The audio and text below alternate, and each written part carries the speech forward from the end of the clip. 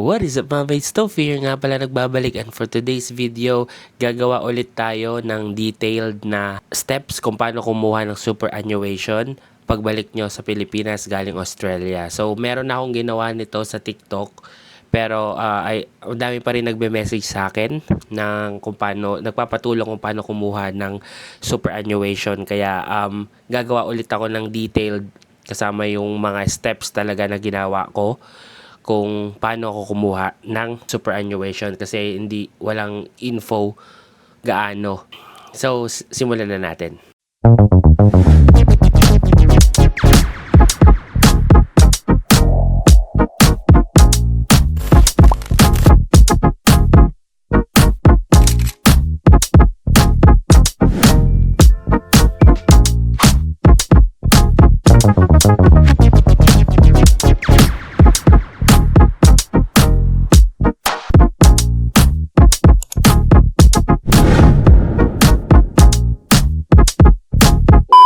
Disclaimer mga mates, ito yung experience namin ng wife ko pagbalik namin dito sa Pilipinas.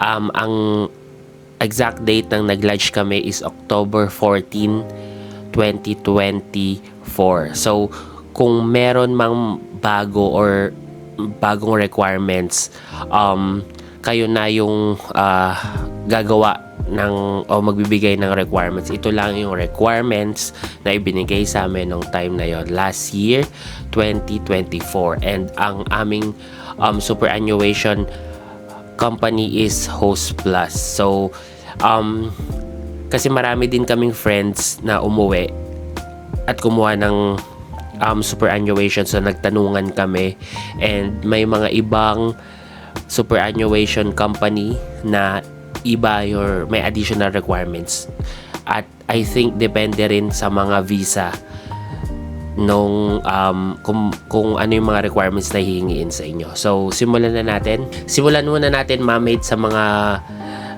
frequently asked questions ng ating mga fellow international students sa aking TikTok account. So yon, kung di pa kayo naka-follow sa aking TikTok account, ayan, lalagay ko dyan yung aking TikTok account, and meron tayong dyan, mga nag-viral sa Australia na posts. And so ayun, ang unang question sa akin ng sa ating mga kababayan uuwi na sa Pilipinas at kukuha ng superannuation is kung pwede na ba kaming mag-process agad ng aming superannuation before kami umuwi sa Pilipinas. Kung nasa Australia pa lang kami, pwede na ba kami mag-process? The answer is no. Kailangan expired o wala ka ng visa at all bago ka mag-apply ng superannuation. Ang pangalawang question is, makukuha mo bang buo yung superannuation mo? The answer is no. Ang makukuha mo lang sa superannuation mo is 65% ng total.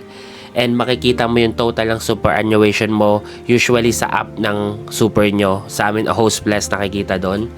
And 35% yung tax na dineduct sa amin nung kinuha namin yung aming superannuation.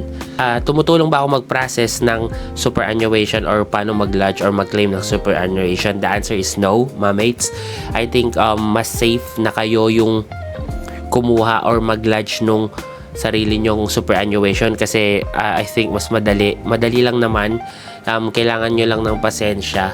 And I don't know if may mga gumagawa ng ganon dyan sa Australia, pero mas mas safe kung kayo na mismo ang gagawa. And nandito ako magbibigay sa inyo ng guidelines or yung mga dapat nyong i-prepare bago kayo umuwi. Yung process nyo sa pagkuha ng super is mapadali. So ayun, quick muna, i-click nyo na muna yung subscribe button dyan and like this video, and gumagawa tayo ng everyday vlogs, yung journey natin sa pagbalik natin dito sa Pilipinas from Australia, and may travel vlogs din tayong ginagawa, and first time parent kami kaya kami umuwi din.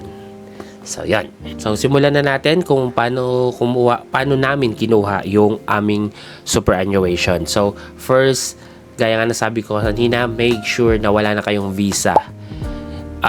Expired na yung visa nyo or kinancelled nyo na. Sa amin, kinancelled namin. Madali lang mag-cancel ng visa. Pupunta ka lang sa ATO tapos magka-cancel ka and lalagay mo doon kung ano yung reason. Tinanong ko na rin siya sa immigration lawyer. Hindi ka ma-blacklist or hindi ka magkakaroon ng bad record pag nag-cancel ka ng visa mo. Pwede ka pa rin bumalik or mag-apply ng visa sa Australia. Pangalawa, ready to lodge na tayo pag na-cancel na yung visa. Pupunta tayo sa ATO, DISP online application. DISP means Departing Australia Superannuation Payment. So, ilalagay ko na lang dito yung website. Pero, ayan, it's www.applicant.tr.super.au/applicants. So, yan. Pangatlo, may form doon. Fill outan nyo. Make sure na accurate, walang mali, double check. And then, isubmit nyo. Kailangan mo, alam mo yung details ng superannuation mo. Kung hindi mo alam or nakalimutan mo na, pumunta ka sa chat support ng website nila. Depende sa inyong superannuation company. Sa amin nga, Host Plus. I think Host Plus, napakadali, napakabilis nilang mag-reply.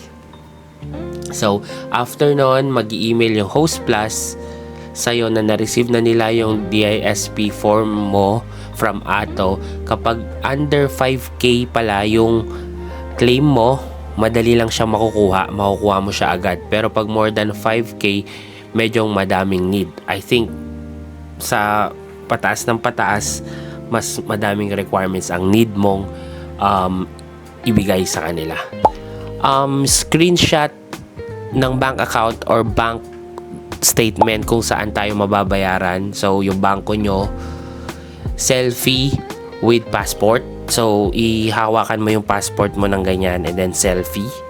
Copy of your passport, syempre. And yung DASP application form from them. Isesend naman nila yon via email. Tapos, pwede mo siyang i-reply together with the required documents. So, waiting game na tayo. After a month, sa amin, email ulit sila. Ayun pala, sabay kami nag-lodge ni Mrs. Pero siya yung nag-lodge talaga kasi siya yung main applicant. Pero sabay kaming nag-send ng aming mga requirements. So, after a month, mag-i-email ulit sila asking for additional documents. So, ito lang yung binigay sa amin ng Host Plus. Asking for list of all 5 addresses kung saan kami tumira sa Australia.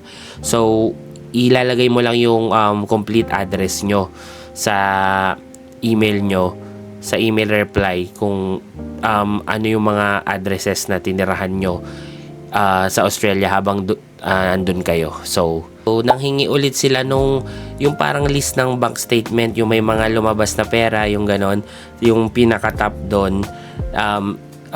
Nanghingi din sila with selfie naman na, di ba nung una nanghingi na sila ng screenshot. Ngayon, I think to make sure na ikaw talaga yon, meron naka-selfie ka dapat doon. So, you can print that bank statement. Pero ang ginawa namin, dahil wala kaming printer, kung meron kayong tablet, ipakita nyo lang yung tablet nyo doon and then selfie video.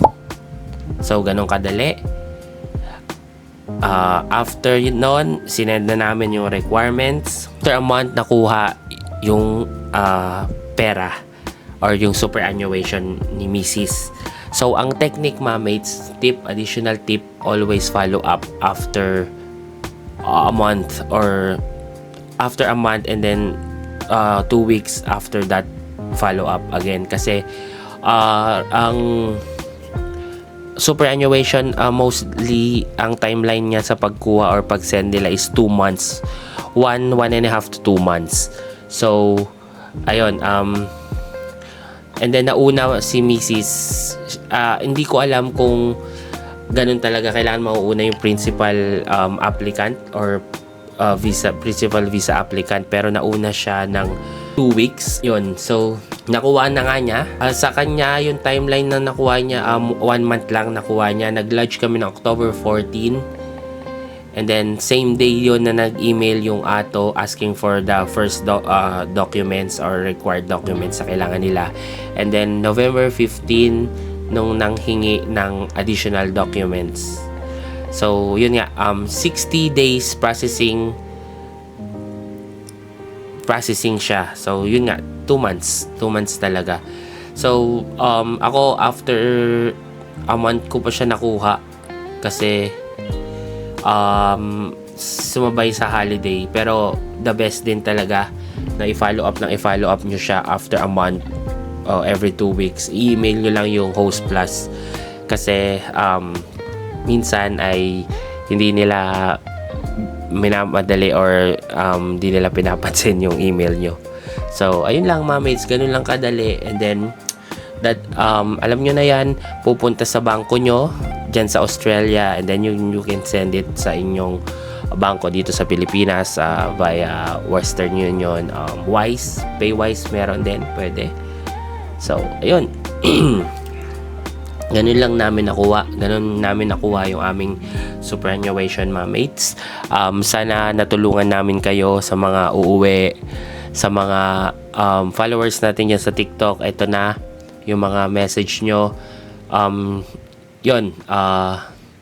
Sana makuha nyo na din yung superannuation nyo. And kung may additional man silang required documents na hiningi sa inyo, so maybe nag-update na sila kasi naghigpit na ngayon sa Australia, nakikita ko sa mga news, or ganun talaga yung policy nung super nyo kasi nga iba-iba yung company, di ba? Sa amin Host Plus. Sa mga nagpaplano ng umuwi, baka nakita mo tong video ko at nanghihingi ka ng sign kung uuwi ka. Bibigyan ko lang kayo ng additional key points kung na makapag-decide kayo kung uuwi ba kayo o hindi. Unang-una, laganap dito ang corruption. Alam nyo na yan, corruption, maiinis kayo kahit syempre Pilipinas to.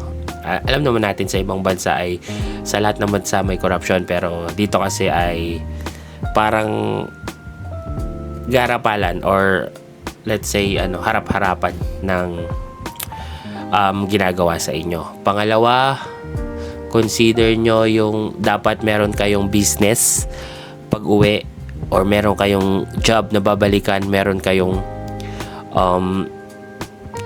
work from home, freelance, business, kasi mahal na rin talaga ang presyo ng bilihin dito.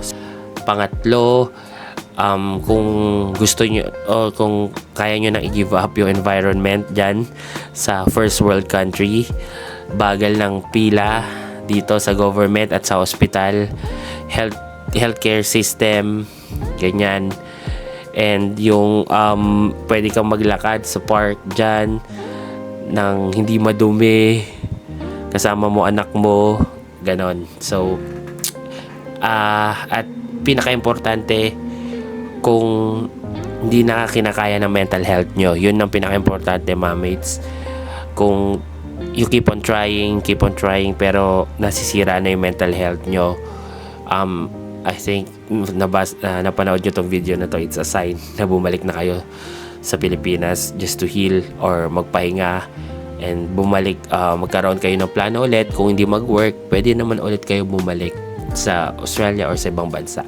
Pero importante talaga yung mental health kasi mahirap kalaban yan kasi mag-isa kalaban mo lang yan eh. Kahit anong sabihin mong comfort ng ibang tao, ikaw pa rin ang nakakaranas dyan. So ayun, mga mates, kung ready na kayo dun sa nasabi kong mga key points, pwede na kayo umuwi sa Pilipinas. And syempre, maganda pa rin naman dito, nandito yung parents nyo, close kayo sa parents nyo, malaking tulong sa pag-uwi. So ayun lang, mga mates, sana natulungan ko kayo sa pagkuha ng inyong superannuation. Don't forget to subscribe to my channel, mga mates. Hit nyo na rin yung notification bell and like this video. Comment down below kung na-receive nyo na rin yung inyong mga superannuation. And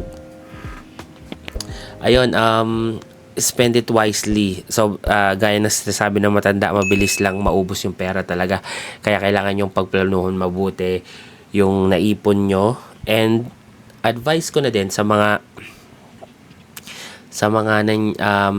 kakarating pa lang sa Australia na kapwa natin Pinoy or kapwa international student or skilled visa, always check your superannuation kasi sometimes merong mga employer na hindi nagbabayad ng superannuation na hindi natin alam or hindi natin namamalayan. So always check your superannuation kung nababayaran ba, kasi yung makukuha mong superannuation, it depends sa sahod mo, it depends sa job mo. And ayun, sometimes yung ibang company nag-contribute ng superannuation weekly, fortnightly, monthly. Then meron din naman nagla-lodge ng end of financial year. So ayun, yun lang advice ko, always check your superannuation. And ayun, kayang-kaya yan sa mga nagsisimula pa lang. Tiis lang, connect, maging friendly, para magkaroon kayo ng connection, para makahanap kayo ng trabaho. And ayun, laban lang ng laban hanggat kaya. Kasi ayun lang, mga mates, good luck sa inyo. Bye.